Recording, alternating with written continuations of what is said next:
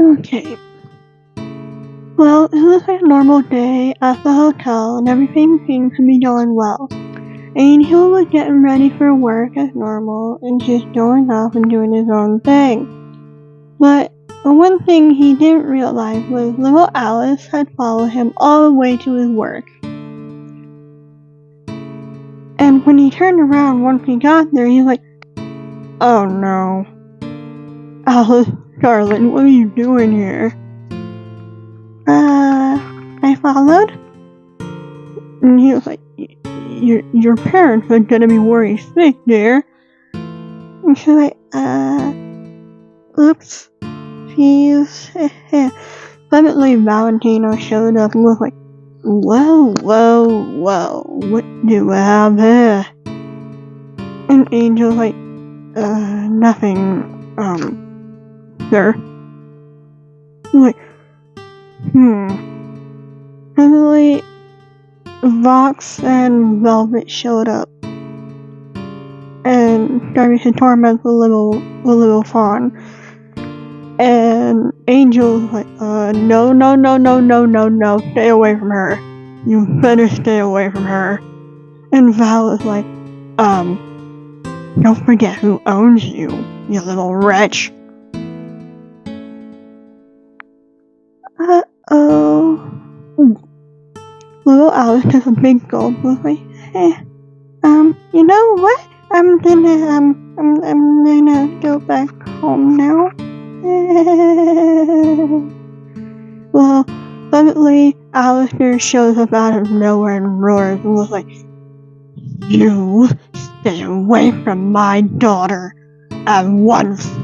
And he growled with harmonious and was so mad beyond compared.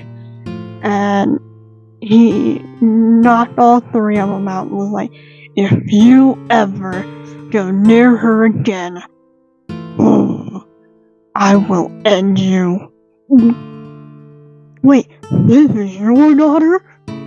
Did you know this? No? Did you? No. Val? And he nodded his head as if saying, yes, I did know this.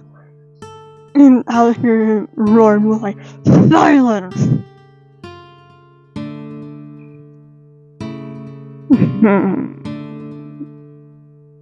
Like I said, stay away from my daughter.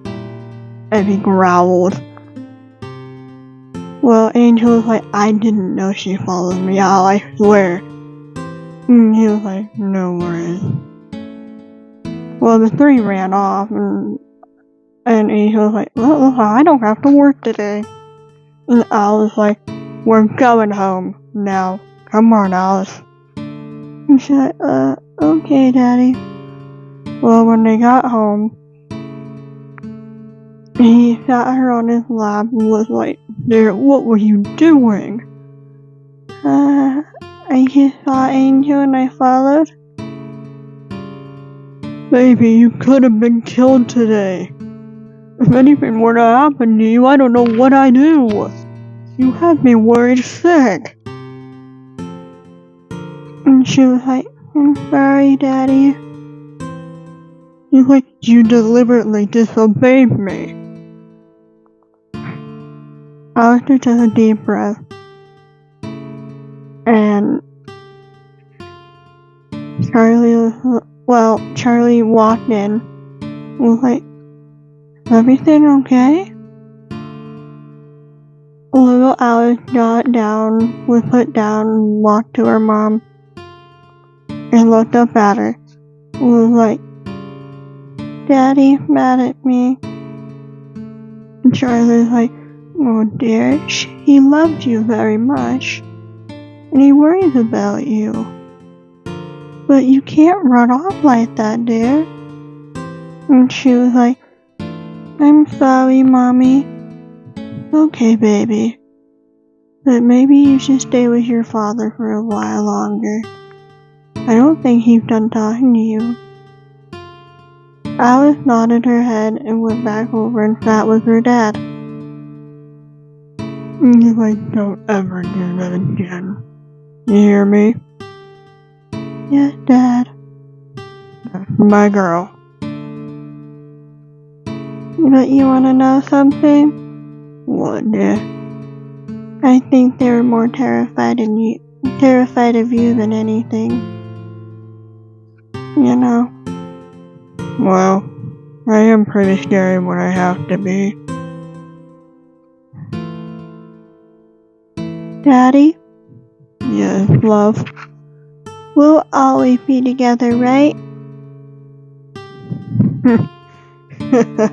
Of course we will, baby. Of course we will. But you'll always be my father, right? Yes, dear. Alastor picked up his little girl and was like, of course I will always be your father.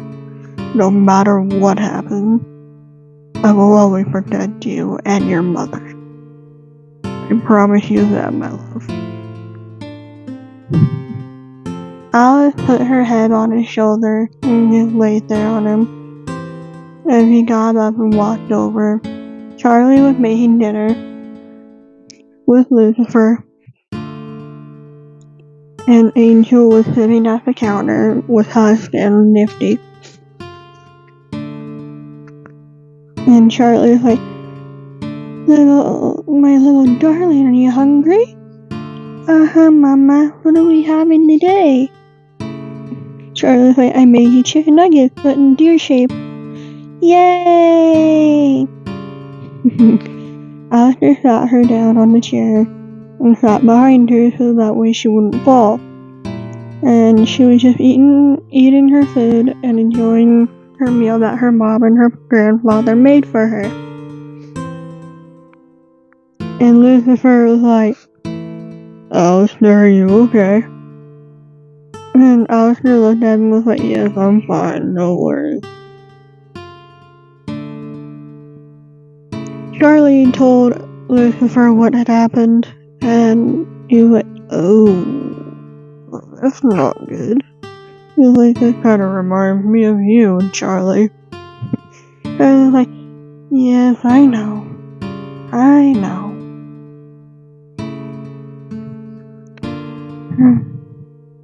After they had dinner, Alastor took little Alice upstairs to get her ready for bed, and Charlie walked and was like, you be good for your father now, and I'll see you in the morning, okay, dear?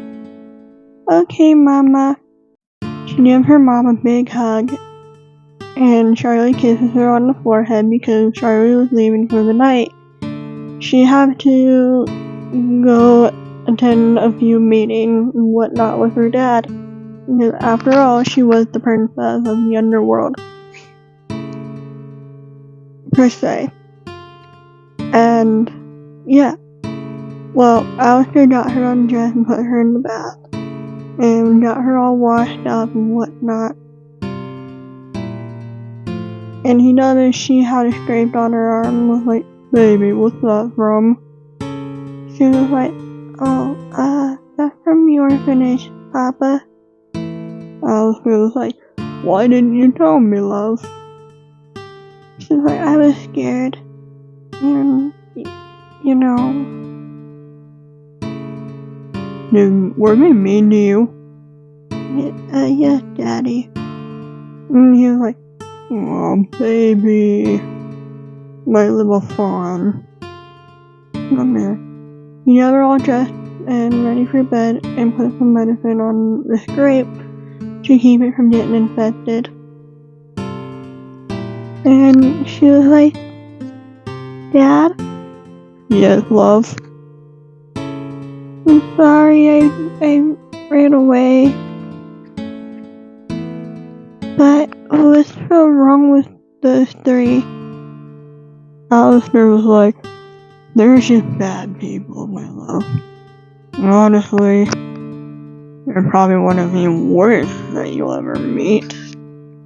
And they're not very nice to anybody. Oh, okay, Papa. Alastor picked her up and sat down in the rocking chair and gently rocked her back and forth. And she started to fall asleep. Alastor was like, I love you, my love.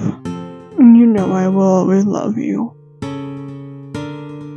Effie gently stroked her head, and she fell asleep in his arms.